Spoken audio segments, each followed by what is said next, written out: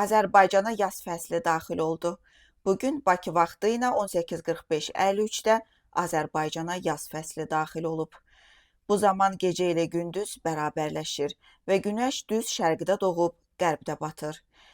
Günəş hərəkət edərək ekvatoru kəsib, cənub yarımkürəsindən şimal yarımkürəsinə keçir.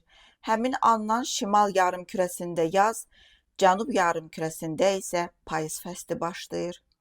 Bu il yaz fəslinin uzunluğu 92 gün, 17 saat 38 dəqiqə 28 saniyə olacaq. Qeyd edək ki, 21-ci əsrdə yaz bərabərliyi günü 19 mart tarixinə 20 dəfə, 20 mart tarixinə 78 dəfə, 21 mart tarixinə isə cəmi 2 dəfə düşəcək.